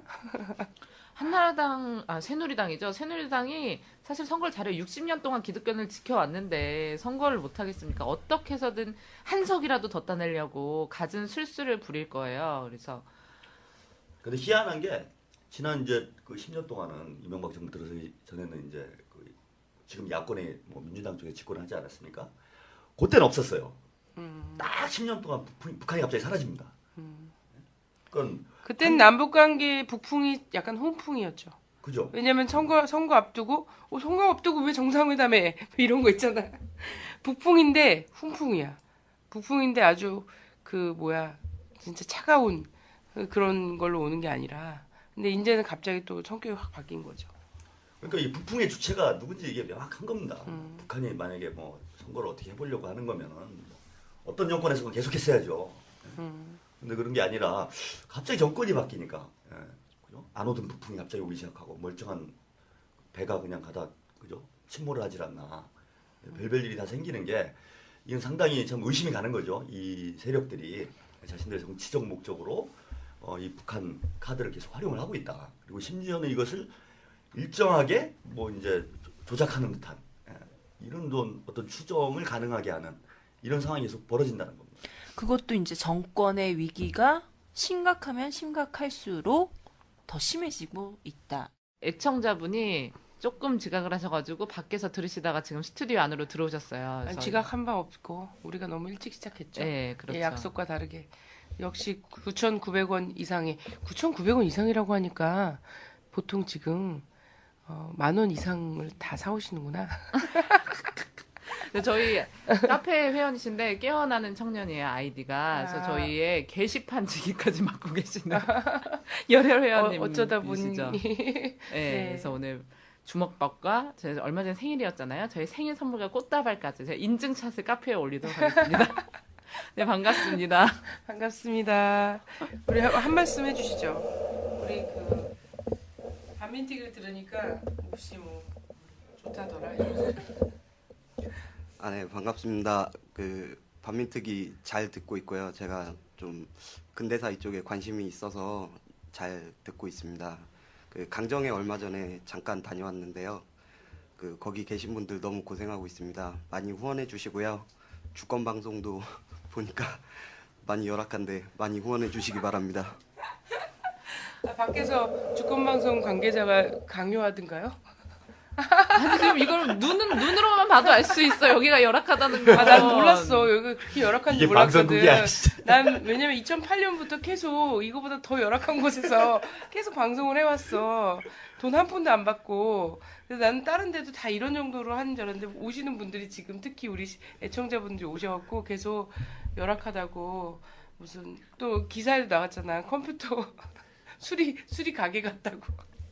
이러면서 또 기사에도 나가고 이런 거 보니까 사람들이 막 음질이 안 좋다는 거야. 도대체 뭐 마이크 세대에 있다는데 우리가 후원 받아서 한 대 샀잖아요. 그래서 저 음질 안 좋은데 이거 어떻게 해결해야 되는 거 아니에요? 그래서 내가 보통 방송국 라디오에서 쓰는 마이크가 한 50만 원에서 한 90만 원 정도 한다면서요. 그래서 그랬더니 그럼 주권방송 마이크는 얼마짜리인데? 그러니까 저희는 3만 원짜리. 소주병에다 숟갈 꽂아가지고. 아니 근데 이제 3만 원짜리 마이크 우리가 지금 잘 모르셔서 그러는데 탕 소리 막 이런 거 날까봐 부동자세로 방송하거든요. 잡음 들어갈까봐. 그러니까 그 마이크 성능이 엄청 좋은 건 줄 알았더니 그게 아니구나. 탕탕 소리 왜 이렇게 잘 들어가는 거야? 자, 그래서 이제 국내를 좀 봐야 됩니다. 국내 뭐 천안함 얘기도 좀 나왔고 한데요. 대표적인 하여튼 선거 때만 되면 팡팡 터지는 간첩단 사건, 소위 말하는 북풍 이런 것도 굉장히 많았어요. 지금 현재 종합적으로 터지고 있는데. 네. 너무 많아서 일일이 꼽자면 오늘 방송을 못 마칠 수도 있는데 총선 다 끝나죠. 예. 그러면. 대표적인 사례만 좀 살펴볼게요. 네, 지난주에도 잠깐 언급했었는데요. 조봉암 사건이 있었죠. 당시 좀 상황을 볼게요. 1956년 5월 5.15 정부통령 선거에서 이승만을 벌벌 떨게 했던 분입니다. 이 조봉 선생님이요. 깜짝 놀란 거죠. 전쟁 네. 끝난 지 이제 3년밖에 안 됐는데도 그죠? 예, 그래서 대선 당시 이분이 내세웠던 공약이 평화통일이었어요. 네. 지금은 이 평화통일이 아무런 음. 감흥을 주지 않잖아요. 왜 이승만이 벌벌 떨었던 이유가 바로 이거였던 거죠. 거기다가 당시 이제 전쟁이 막 끝난 후의 상황이니까 정말 엄청나게 원시 상황으로 돌아갔던 이 국토 황폐했던 시기겠죠. 그래서 피해 대중을 위한 정책 등을 내세우면서 국민의 아픔을 이렇게 보듬는 이런 공약들, 정책들로 유권자들의 열렬한 지지들을 받았습니다. 그래서 이때 야당의 인기가 월등했던 거죠. 그래서 이 당시 선거 때 이런 구호도 나왔다 그래요. 못 살겠다, 갈아보자. 이 유명한 구호죠. 벌써. 예. 지금도 지금 마음에 왔다. 지금도 이 아니, 구호를 난 잘 독일 살아보자. 얘기를 해도 어떻게 이렇게 심장을 때리고 56년도 얘기를 해도 이렇게 어떻게 진짜 그래서 마음이 좀 사건을 미치냐. 좀 더 볼게요.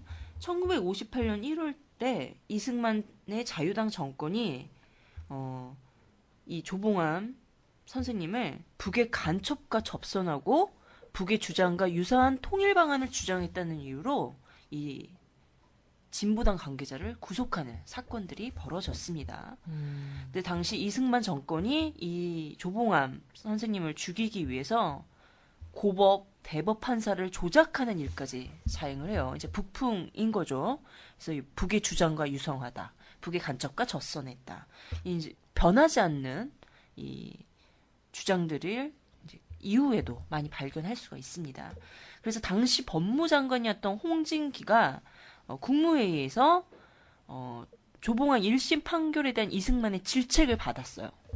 그때 당시에 어떠했냐면 당시 판결이 1심에서 불법 무기 소지죄로 5년을 선고받았던 것 외에는 없었던 거죠. 그러니까 이승만의 질책을 받을 수밖에 없었던 거고, 그래서 2심 판사를 월남한 판사로 바꿉니다. 예, 그래서 이 검찰의 주장을 모두 받아들여서 사형을 판결하고요. 대법원 역시 사형 판결을 확정했고, 재심 청구를 받아들이지 않아서 재심 기각 이튿날 형장의 이슬로 사라진 이 사건이죠. 그래서 이 사건을 계기로 이승만의 자유당 126석을 차지하는 일대 그들의 쾌거를 기록한 사건이라고 볼 수가 있겠고, 당시 이제 진보당이 정권에 의해 타살됨으로써 한국 사회의 이 진보당이 건설하는 움직임들이 이렇게 쉽지는 않았던 역사적인 사건이다라고 볼 수가 있겠습니다. 네. 그래서 진보당 지금 통합진보당이 이 진보당의 이 명맥을 잇고 있지 않습니까? 근데 여기 지금 통합진보당에 들이밀고 있는 칼도 이때 당시에 조봉암 선생님을 사형에 이르게 한, 죽음에 이르게 한 그 칼날이죠. 색깔론, 이데올로기 공세, 간첩당, 좌빨 이런 거예요. 그 58년도 황선 후보도 평화통일 주장하지 않아요? 그렇죠. 저도 이때 주장했으면 사형감인 거예요. 근데 우리 국민들이 지금 평화통일 말고 무력통일하자고 하면 그건 완전히 민심의 돌멩이를 맞아 죽을 얘기인 거잖아요. 무력통일. 그렇죠. 근데 그런 얘기 한 사람 있어요. 최근에 국민이 3일만 참아주면 전쟁 한번 해서 어떻게 해볼 텐데 이런 얘기를 아, 하는 누가 3일 안에 다 죽습니다. 네. 그런- 네. 그런 문제는 3일 3일을 못 참아요. 참아요. 3일 이전에 다 죽습니다. 그러니까 중요한 건 현대전과 원시전을 이해 못하는 사람이에요. 그러니까 중요한 건 당시 이런 조작 사건들이 일어나는 거, 북풍 사건이 일어나는 건 민심 위반인 거죠. 야당에 대한 지지들이 높은 거, 정부와 여당에 대한 이 국민적 심판의 기운이 대단히 높았기 때문에 이 여론을 뒤집기 위해서 북풍 조작 사건들을 만들어내는 겁니다. 두 번째 한번 살펴볼게요. 유명한 당시 이제 1967년도에 중앙정보부에서 동백잎 조작 사건입니다.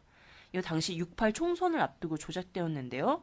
이 사건은 지금까지는 당군 이래 최대의 간첩단 조작 사건으로 기록되고 있고 이때 당시 200여 명이 체포됐던 사건이라고 요 해요. 기록을 넘겨보려고 작년에 왕재산 사건을 터뜨렸잖아요. 그 100명 넘게 지금 막 소환됐었죠. 예.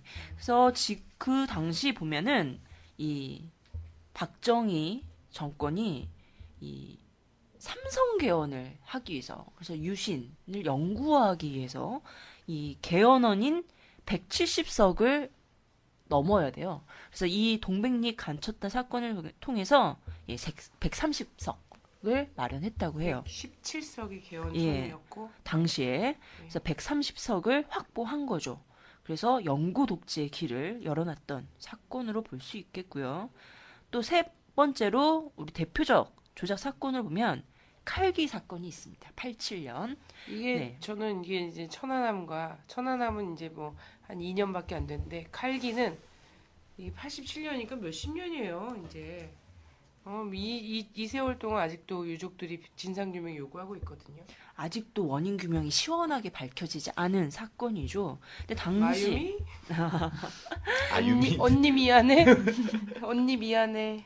그 87년 당시 상황을 좀 볼게요. 이 당시 전두환 정권이었죠. 이 박종철 씨 고문치사 사건, 이한열 씨 치사 사건으로 정권이 되게 위기에 몰렸던 시기였습니다. 그래서 이 대선을 앞두고 벌어진 사건이죠. 이 칼기 사건이. 그리고 선거 바로 전날 이 간첩이라고 보이는 미모의 여간첩 여기도 등장하네요. 이분이 서울에 도착해서 대도적인 북풍몰이를 했죠. 결국 이거는 노태우 정부의 집권으로 이어진 사건으로 좀 볼 수가 있겠네요. 이거 관련해서 되게 재밌는 에피소드가 많잖아요. 김연희가 그때 어렸을 때 꽃 들고 막 이렇게 맞아, 남북 회담 하는데 나와서 이렇게 꽃을 줬다 평양에서. 근데 이게 나다 어렸을 때 나다라고 딱 집었었는데 북에서 그건 내 사진인데 왜 갖고 너라 그러냐 이러면서 나타난 경우도 있었고. 네, 사진 조작, 조작의 명수들 많이 볼 수가 그러니까 있어요. 이게 선거 뭐 사건이 이제 아직 미국 속에 있으니까 조작을 한 건지 안 한 건지는 이제 더 있어야 밝혀지겠지만은 어쨌건 사건이 터지고 절묘한 시기에 터졌고. 선거 전날 이 이른바 마유미 네. 김연희가 들어왔어요. 그래가지고 완전히 뭐 언론이 도배가 됩니다. 그냥. 그래서 집권 여당이 유리할 수밖에 없는 상황이 연출이 된 거죠. 그래서 적어도 이런 혐의는 있는 거예요. 칼기 자체를 뭐 어떻게 했는지 몰라도 마침 칼기가 떨어진 거를 어쨌든 악용 선거에 직접적으로 활용을 한 거죠. 그런 거- 했다라는 혐의가 있죠. 그리고 이건 또 문제가 있는 게 저는 이 김연희 어쨌건 만약에 뭐 북쪽 간첩이라면은 간첩이면 당연히 사형이고. 저도 그렇게 생각해요. 예. 그 임수경 씨가 그때 무기징역 받았나요? 갔다 와서 5년형. 최종 5년 5년형. 5년형 받았나요? 그러고선 3년 살고 저기로 나왔죠. 5년 북한 한번 대학생에 갔다 왔는데 5년을 받았는데 그 정도 사람을- 간첩이면은 바로 사형이죠. 조봉암 선생님은 평화 통일하다 그래가지고 원래 사형이었는데. 한 기간이 있잖아요. 사형을 집행하는. 다 다음 날 죽였는데.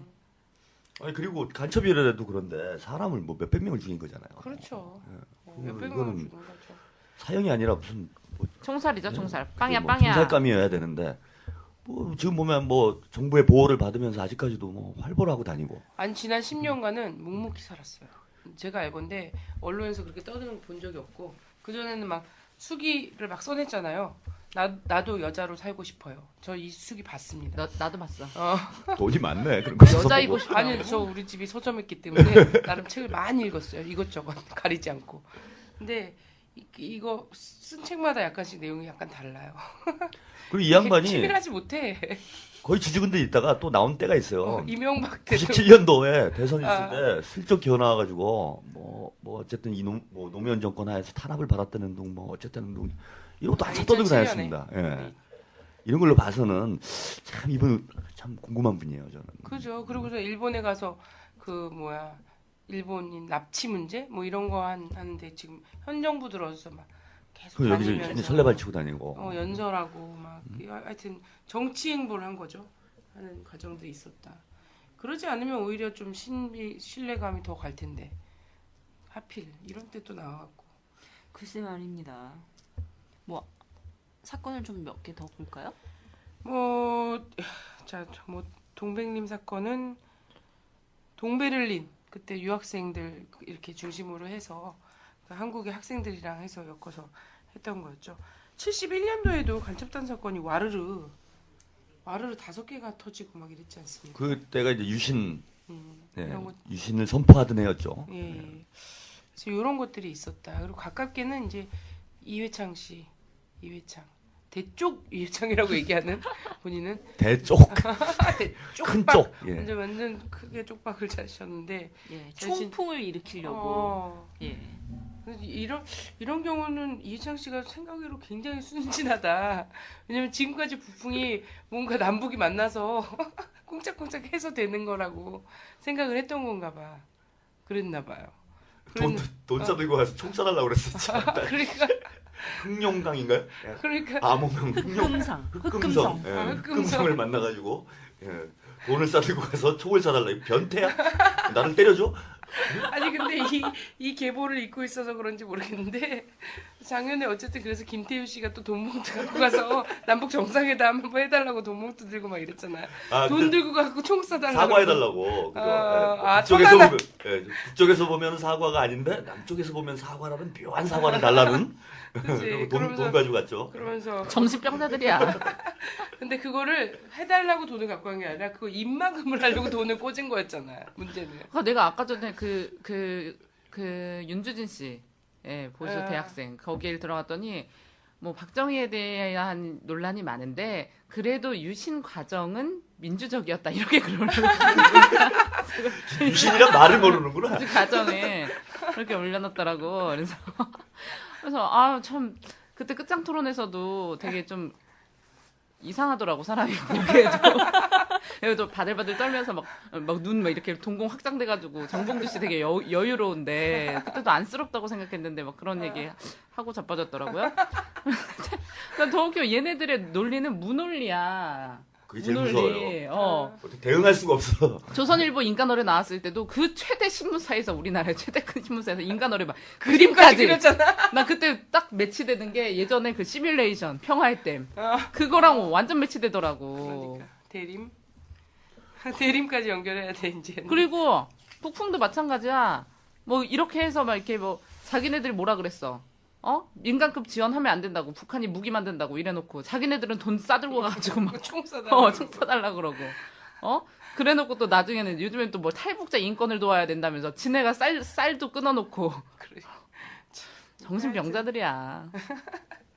아이 정신병자들. 그래서 일명 새머리당이라고 IQ 수준이 그거니까 거기 그 패턴에서 벗어나질 못하는 거예요. 매번. 새머리. 당은 새머리고 대통령은 임해가고. 근데 어버이 연합에서 그거를 새머리당이라고 비판했더라고. 그러니까 요즘 좀 되게 희한해요. 보수 세력들이 요즘에 되게 갈라지고 있잖아요. 여러 갈래로. 그렇지. 그래서 당 이름이 요즘 그 길을 다니다 보면 우리나라 정당 진짜 많구나. 다양성이 이제 확보되는 거지.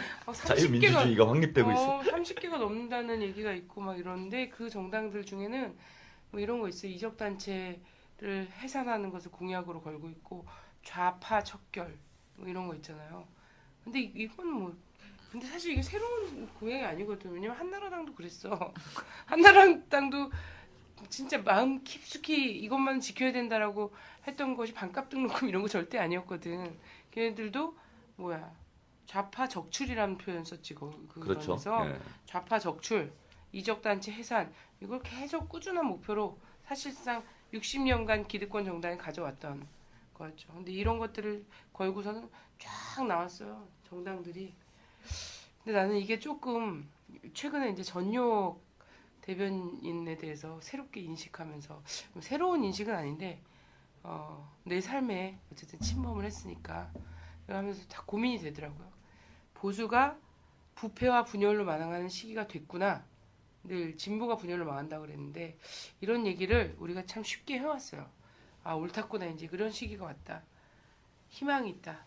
이렇게 얘기를 해왔는데 아니야. 최근에 이 진용이 갖춰지는 거 보니까 얘네들이 분열하는 과정이 아니라 지금 역할을 분담해서. 창조적 분화. 한 군데 모여서 집중포화를 맞으니까 이게 못 살겠구나. 이거 어쨌든 역할 분담해서 약간 버린 흩어졌다. 카드, 흩어졌다. 버린 카드들 있고 뭐 강용석 이런 애들 이렇게 내세워서 그지. 몇 명의 이제 그 저격수들을 내세워갖고 이렇게 하고 각계에서 색깔몰이를 하면서 국민들을 좌우로 쫙 나누고 그러면서 이번 선거도 좌우로 안 나누고 1대 99로 나눠지면 곤란해지잖아. 이렇게 되는 거죠. 상식과 비합리로 나눠지면 이것도 1대 99 정도 될 거고. 네, 이러다가 이 92년 보수 대연합 할 수 있죠. 그지. 예, 신한국당을 만들어 대선 직전에 후보 단일화 한다고 또 경선하고 그렇죠. 그러는 거 아니에요? 그럴 수 있다는 거예요. 그러면서 이런 문제적 인물들이 대선 주자로 막 나오는 거지. 전효 대선 주자. 박근혜도 한번 씹어줬겠다. 보수 쪽에서 박근혜, 전효, 막 이러면서 쭉 나왔고. 통큰 단결하겠죠. 자기들끼리 쭉 이렇게 하다가 나중에 토큰 단결.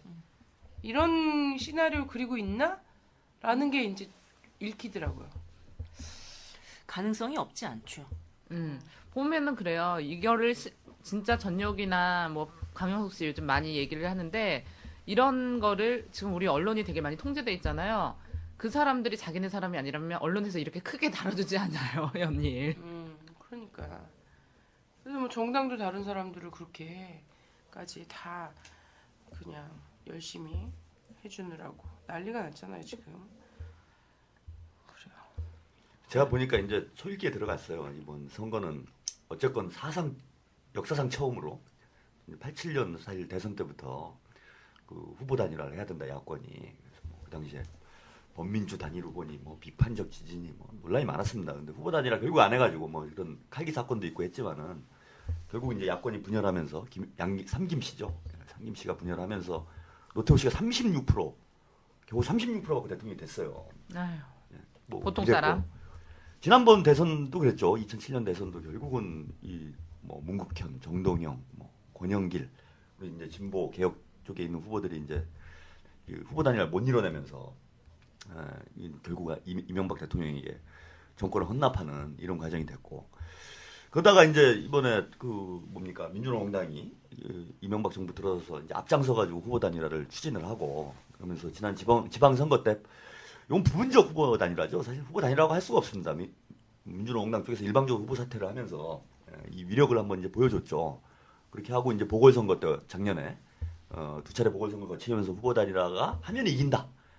이런 게 이제 완성이 됐어요. 그래서 이번 선거가 처음으로 아직 뭐 또 여러 가지 논란이 있긴 하지만은 완벽하게 후보 단일화 합의하에 경선을 통해서 이루어진 이런 상태가 됐습니다. 이건 헌정사상 처음 있는 일이고 이렇게 되면은 사실은 한나라당이 제가 볼 때는 뭐 백석도 이건 좀 위험한 상황 아니냐. 새누리당. 새누리당이죠. 백석도 위험한 상황 아니냐. 한나라당도 있으니까 우리 조심해야 돼요. 한나라당도 한나라당도 있죠. 생겼어요 경북에. 그럼 저 한나라당으로 자꾸 얘기를 합시다. 그러니까 그쪽에 표가 한 표로 더 가지. 그래서 하여튼 뭐 보수 세력들에게 비례대표는 한나라당에게 뭐 이런 걸 해야 그치, 되나? 뭐 그렇게 해야지. 정당 투표는 한나라당에게, 지역 후보는 새머리당에게 뭐 이렇게 하면 됩니다. 그래서 참패가 지금 보이는 상황이라는 거예요. 근데 이제 아까 말씀하셨다시피 또 반면 보수 진영은 지금 뭐 우왕좌왕하고 있고 내부적으로도 뭐 경론이 많지 않습니까? 그러니까 뭐가 탈출구가 없어요. 그래가지고 이번 총선 때 뭐 과반수는 뭐 거의 지금 눈에 보이는 상황이고 이게 뭐 개헌 의석 막 이렇게 가버리면은 이제 그 다음 대선 하기도 전에 이제 그 19대 국회가 6월 달부터 시작입니다. 그러면은 뭐 무슨 막 개혁 입법 하겠다 또 난리를 칠 거예요. 여기다가 또 진보당이 이제 교섭단체가 돼버리면은 이게 국회가 안 열립니다. 이제 최루탄 까는 게 문제가 아니에요. 예, 국회를 아예 못 열게 할 수가 있습니다. 합의를 안 해주면은 진보당이. 그럼 진보당이 요구하는 좀 아주 개혁적인 입법들, 뭐 예컨대 비정규직 폐지를 하자는 등, 국가보안법 폐지를 하자는 등, 반값 등록금을 하자는 등, 이거를 안 받을 수가 없는 상황이에요. 안 받으면 한두 개라도 받아줘야 일단 국회가 열리니까. 예. 그렇게 되면은 상당히 진보 쪽이 이 어떤 견인하는 이런 형태의 개혁 국회가 될 가능성이 상당히 높습니다. 그러면은 뭐 또 대통령을 탄핵시킨다는 둥, 뭐 무슨 특검하고 뭐 BBK 하자, 뭐 디도스 뭐 하자, 뭐 하자 이러면 아주 전국이 머리가 아파지죠. 그럼 대선 결과가 사실 보나마나라는 거예요. 이게 뭐 대선 전에 저는 잘못하면 각하가 이번 뭐 진보당 비례 후보 중에 이명박 대통령 구속을 공약으로 걸고 나오신 분도 있지 않습니까? 그죠? 이분 그건 공약이 아니라 당연한 거 아닌가요? 뭐 앞순위 받았죠? 아니요 16번. 16번? 또 저희 뒤에 배수진이 또 한 분 계시네? 또 서쪽에. 야, 다 배수진이 한 20명 아니 배수시켜야 그리고 되겠네. 지금 제가 보기에는 통합진보당은 사실 좀 비례 후보들 떨어뜨리기가 다 하나같이 아까운 사람들이에요. 그죠? 16번. 다 훌륭하신 분들이. 그러니까 16번까지 당선을 시켜주셔야. 대놓고 얘기하면 좀 민망하고. 그죠? 예, 각하가 구속되는 겁니다. 하여튼 뭐. 반민특위 건설하고 이제 사법개혁하고 그럴 수 각하 있는. 구속하고 이게 14, 15, 16번이라는 거. 14, 15, 16번이네 진짜. 딱 줄줄이 있습니다. 지금 줄줄이 사탕으로. 그래서 이 대선이 뻔히 보이는 거예요. 그러면 이제 그림이 다 나온 거예요, 이미 다. 그러니까 그 지난주에 일요일이었죠. 18일 날 야권 단일화 경선 딱 끝나는 순간 이미 답은 다 나와 있는 상황이다. 이거는 그냥 놔두면은. 그러면 지금 뭘 해도 해야 될 상황이라는 겁니다. 지금 요 그대로 가가지고 안 된다고 카프레이드 하면서 손 흔든다고 이게 판세가 바뀔 수 있는 상황이 아닙니다. 망신만 당하는 거죠. 그러면은 더더군다나 지금 저는 이 부품 카드 만지작 할 수밖에 없는 지금 형국이 돼 있는 거 아니냐. 네, 저는 그러면서 그런 지금 시국이다. 그런 시국에 정말 공교롭게도 뭐 남북 관계가 뭐 이렇게 엉망진창이 되오고 뭐 일촉즉발 상황 된 거는 이미 오래 전이고 이명박이 대표적으로 말아먹은 것 중에 하나고 그리고 항상 전시 상태고 근데 이번에 제가 받은 이 색깔론 공격 있잖아요. 키케묵은 옛날에 이미 통일부 장관 그때 정동영 씨였거든요. 정동영 씨 꽃바구니 집으로 보내줬어요. 적십자랑 통일부랑 전부 꽃다발 들고 휴전선에 나와갖고 우리 정동영 씨까지 죽이려고 그래 지금. 아니 삭제. 그랬다고 노무현 정부 때 다시 얘기해, 다시. 그래서 이게 지금 죽는 판이야? 내가 얘기하는 게 뜨는 판 아니고? 죽는 판일 수도 있어. 근데 그랬었다는 거예요. 근데 그거를 지금 들고 일어나서 이렇게 하는 것 자체가 이 국민들한테 이런 거 있잖아요. 이 색깔론이 사실상 전쟁 전야에 뭐라 그래? 심리전의 한 모습이죠. 심리전이죠. 심리전. 국민들을 이렇게 탁 나누고 위축시키고 이러는 거예요. 빨갱이몰이 하고. 그러니까 우리 황선 후보부터 시작된 게 아니에요. 가만히 보면은 이게 그 이미 선거 국면이 시작되는 초입에 비례 투표 기간 동안에 그 해적 기지 논란 있지 않습니까? 그렇죠, 맞아요. 이미 대통령께서 얘기했잖아요. FTA 반대와 해군기지 반대는 북한이 제일 좋아하는 거다. 이미 선거 개입하셨고 북풍하겠다라는 아니 왜 자꾸 이야기를 나는 그래서 한 거죠. 북을 자꾸 고무 찬양하는 게 정부야. 대통령 본인이 아니 국민들이 하는 똑똑한 소리들은 전부 북한이 좋아하는 거다 이렇게 얘기하면서 대놓고 고무 찬양. 각하가 그 말씀 잘못하신 거예요. FTA 이 폐기를 북한이 좋아하지 않는다고 봅니다. 저는. 그냥 FTA를 해가지고 여기가 쫄딱 망해야.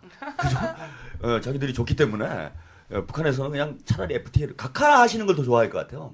지금 나라를 개판을 만들어 놓고 있잖아요. 저는 그래서 나중에 저는 한번 조사를 해보면은 각하가 북하고 어떤 연계가 있는 거 아닌가.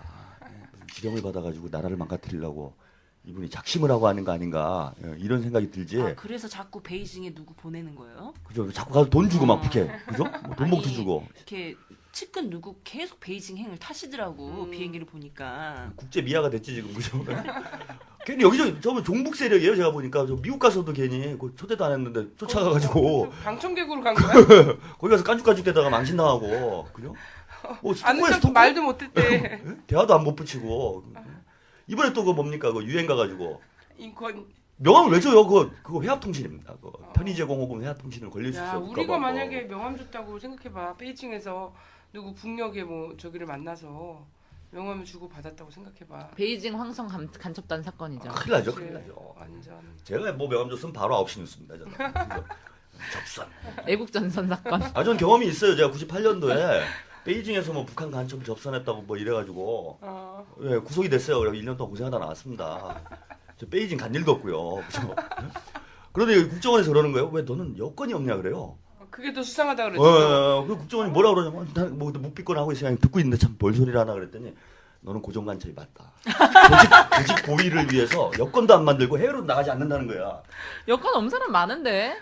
와, 이거 정신 이상한 놈들이구나 내가. 그러니까 나도 한국에서 대학까지 나온. 그 예전에 내가 그 뭐야 압수수색을 우리 집에 한번 들어왔었는데 압수수색을 했는데 내가 나온 게 하나도 없는 거야. 하나도 없으니까 괜히 막 내 여동생 졸업장품 하는 CD 가져가고 막 이러면서 CD를 막 가져가고 봤는데 아무것도 없고 막 이러니까 그게 더 수상하다고 주장하는 거지. 계속 이런 식이야. 제가 그 수첩에 뭐 얘기 나온 김에 좀 재밌는 뭐 이런 기회에 사례를 좀 말씀드리면은 수첩에다가 이제 돈을 여기저기 좀 빌렸어요 제가. 숫자를 써놨습니다 돈 이렇게. 많이 빌렸잖아. 예, 누구 사람 이름 안 쓰고 X만 이렇게 쭉 써놨어요. 어.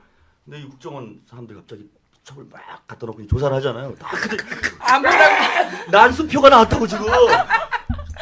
묵비를 깨고 싶더라고. 아이, 그러니까 나도 그런 부분에서 나도 묵비를 깨고 싶어. 뭐 난수표가 나왔다고 막 빙고 막 하고 난리가 났어요. 이것도 돌았나 내가 속으로. 근데 또 공교롭게 그 뒷페이지를 넘기면은 그때 김대중 대통령이 뭐 방북을 하시겠다고 그랬어요. 남북 관계가 좀 안 좋으니까 내가 방북을 하셔가지고 좀 타결을 해보겠다. 뭐 이런 얘기들이 언론에 좀 나오고 있었을 때야. 근데 제가 통일운동단체에서 일하니까 수첩에다가 김대중 방북하고 이렇게 물음표를 해놨어요. 글을 써야 되겠다 싶어가지고 기억을 해놓으려고. 글을 많이 쓰시니까 시사평론가시니까. 김대중 방북한데 제가 아주 유명한 악필입니다. 그 김대중으로 사실 읽기가 좀 힘들어요. 그 김태준? 이거 이렇게 읽은 거예요.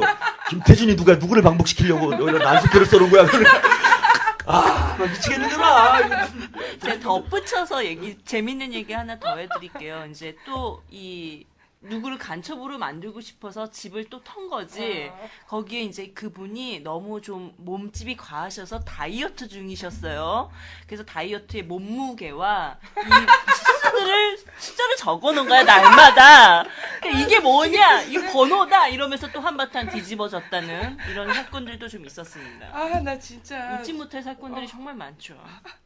진짜 미치겠다. 그리고 최근에 또 전용욱 씨가 뭘 했냐면 내가 그 평양에서 아기 낳고 제가 이제 대학생 시절에는 임수경 의원처럼 방북 대표여갖고 이렇게 세계 여러 나라 돌아서 갔다가 이렇게 판문점 돌파해서 온 경험도 있고 하잖아요. 그러니까 북에서 그런 거를 해갖고 아마 연극을 만들었나 봐요. 옥동열. 나 그거 봤어. 옥동열하고 연극을 만들었는데 이게 북의 연극 거기서 대상을 받았대요. 근데 우리는 알지도 못한 얘기야. 응. 언니도 모르는 얘기. 근데 그거를 그랬다면서요? 이거 체제 선전에 이용당한 거라고 막 이러면서 근데 그게 뭐 내용은 난 잘 모르겠고 어쨌든 뭐 민족 대단 결과 뭐 통일 뭐 이런 걸 해서 북의 그 국민들이 엄청 감동해갖고 많이 몰려가서 본 대작이래요.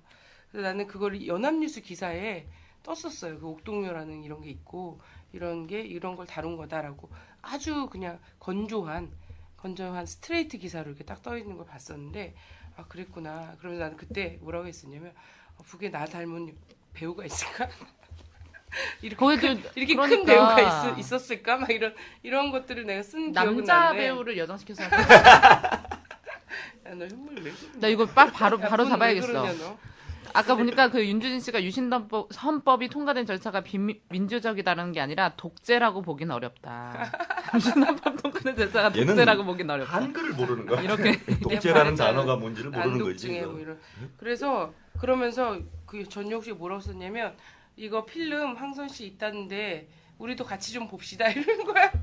우리 집 있어? 압수수색했어? 나 한 번도 본 적이 없어요. 이 연합뉴스 압수수색해도 없어. 연합뉴스 그 기사 보고선 나도 궁금해. 진짜 누가 어떤 아리따운 여배우가 내 역할을 했는지. 그 배우 끝난 거 아니야? 배우 생명?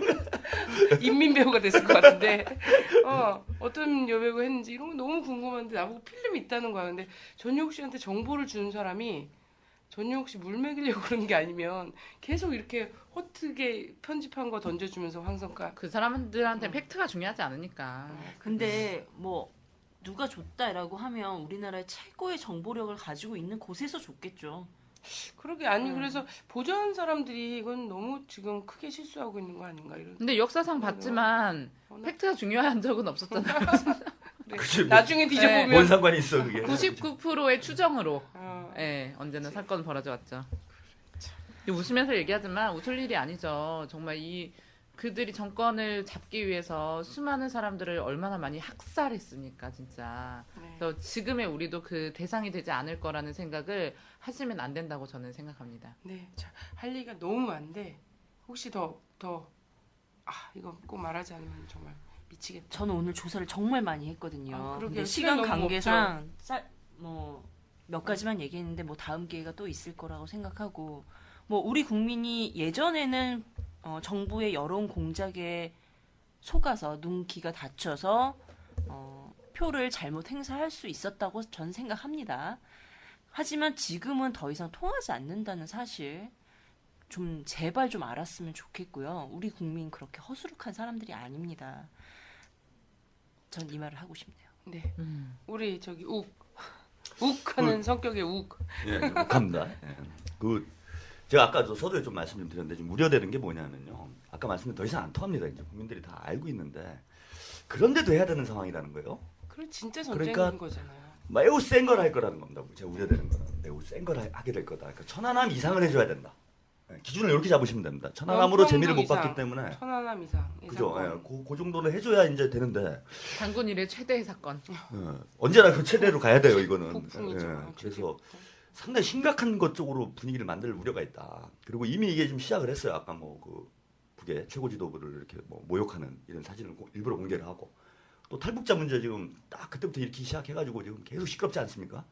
중국하고도 이게 좀 마찰이 생기고 또 유엔에 가서 이게 자유공갈단이에요. 예, 국회의원들 뻔히 압니다. 그 국제 회의에서 지나가는 외교관을 막 붙잡고 그러면 안 돼요. 큰일 날 짓입니다. 외교적 결례일 뿐더러 언제부터 결국은 그렇게 북한 주민을 사랑했다고. 경비원들한테 유엔 경비원들한테 끌려나갔어요. 쪽팔리게. 예? 그렇죠. 뭐 계속 이러고 있고 또 아까 말씀드린 김관진 국방장관 돌아다니면서 계속 응징하자 복수하자 이러고 다니고 그리고 또 제일 지금 걱정이 되는 건 3월 26일을 응징의 날로 지금 잡아놨어요. 그리고 그날 해관보 정상회의가 시작이 됩니다. 근데 해관보 정상회의라는 게 이게 뻔한 거 아닙니까? 제일 1번 타자가 그죠? 해관보 정상회의의 1번 규탄 대상이 북한이에요. 핵실험을 지금 하고 있고 딱 나와 있죠. 이란. 뻔한 겁니다. 이런 거죠. 북한에서는 그런 발표를 했더라고요. 어제 보니까 성명서 한 장이라도 나오면은 선전포고로 간주하겠다 지금. 그러니까 3월 26일 무슨 D-Day로 잡은 거 아닌가 저는 지금 이런 상당한 우려가 있습니다. 그렇습니다. 걱정. 그렇죠. 아주 좋은 기회죠. 유엔까지 안 가고 다 불러 모아서 한 번에 처리할 수 있는. 여기서 아주 큰 팔을 벌리려는 거 아닌가. 그래서 우리 국민들이 에이 설마 통하겠어? 그런 거 해도 안 통할 거야? 이렇게 생각하시면 안 된다는 겁니다. 상상 이상의 큰 놈이 올 수 있다 지금. 그리고 우리 각하는 그런 분이다. 카메룬에 지금까지의 행보를 보면 그죠. 그렇죠. BBK 이거 뻔 명함이 나오는데도 아니라고 사기치죠. 카메룬에 무슨 다이아몬드가 쏟아진다고 사기치죠. 무슨 어디여서 원전이 어떻게 수출을 했는데 떼돈을 번다고 사기치죠. 그러니까 사기를 업으로 하시는 분이기 때문에 요 정도 사기 하는 거예요. 이렇게 사람이 이해창 씨처럼 수줍게 안 한다는 거예요. 본사 들고 들어가서 이렇게 하시는 분이 아니고 한 방 크게 가시는 분이다. 대범한. 그러면 혹시 원전이 터질까요? 어떤 건지 모르겠으나 그래서 저는 총선 직전까지 하루도 이게 우리 긴장을 늦추면 안 된다.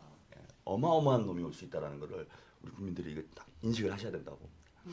저는 총선까지는 짧게는 그렇게 볼 수 있는데 4월 달까지 호국 훈련이 있다라는 사실이고요. 또 이제 4월 12일부터 16일까지 북한이 강명성 3호를 쏘기로 했잖아요. 인공위성. 이걸 이제 또 미사일이라고 하는 거에서 이거 또 북풍몰이를 할 가능성이 여전히 많다. 그래서 저는 4월 내내 이후에 더 갈 수도 있겠지만 긴장 국면이다라는 생각이 들고 이런 사건을 일으킬 거라는 걸 지금 인지하고 있다라면 우리는 이것을 일으키지 않도록 하는 작업들이 대단히 중요하죠. 예, 그래서 그래서 방풍님이 저는 국민들을 속일 수 없다라고 얘기를 드리는 겁니다. 예, 그래서 방풍님이 있고 그래요. 사실 총선에서 압도적으로 우리 국민들이 승리하고 이렇게 된다고 해도 그 이후에도 사실 긴장은 풀 수가 없어요. 왜냐면 19대 국회가 정식으로 문을 여는 건 또 7월이 돼야 되는 거고 그 안에 어쨌든 이걸 뒤집기 위한 이걸 뒤집는 건 있잖아요. 예가 있잖아요. 나치의 국회 방화 사건이든 이승만 정권의 국회 프락치 사건이든 이런 걸로 해서 이미 국민들이 선택한 국회의 구도도 뒤집어 엎을 수 있다는 거예요. 그게 독재와 파쇼의 자기들이 노무현 심취하는 대통령도 탄핵시킨 사람들이잖아요. 그렇죠. 대통령도 탄핵한 사람이에요. 마음에 안 드는 결과가 딱 나와버리면 이렇게 무서운 사람들과 우리 국민들이 맞서고 있다는 건데 우리 국민들 힘이 대단하기 때문에 이런 자강력이 있는 한 그런 거에 넘어가지 않을 거다 이런 생각을 하고요. 자, 우리 분 더 말씀하실. 네, 진짜 오늘 진 언니가 되게 많은 준비를 해왔어요. 근데 북풍의 역사가 한두 가지가 아니더라고요. 이렇게 우리는 이 사람들 때문에 많은 피해를 당했어요. 우리 국민들이. 이런 게 많이 없어졌으면 좋겠고 이런 모든 것들을 우리가 이제 뭐 선거나 이런 것도 잘 하겠지만 저는 반민특위가 꼭 부활해서 빵야 네 그래가지고 네 바로 잡아야 이런 역사적 과오들이 우리 후손들에게는 다시 반복되지 않겠다라는 생각이 듭니다. 네, 그 북풍 고마해라 많이 먹었다 많이 묵었다 이래야 되나? 근데 한국 사회에 이제 친북 좌파가 문제다라고 막 떠들어대고 막 이러는데 투더코어 부일 종미가 한국 사회를 이렇게 어렵게 만들고 있다는 거 다시 한번 강조를 드리고 싶습니다. 다음 주에 인사를 드리도록 하겠습니다. 다음 주에 봬요. 네, 투더코어.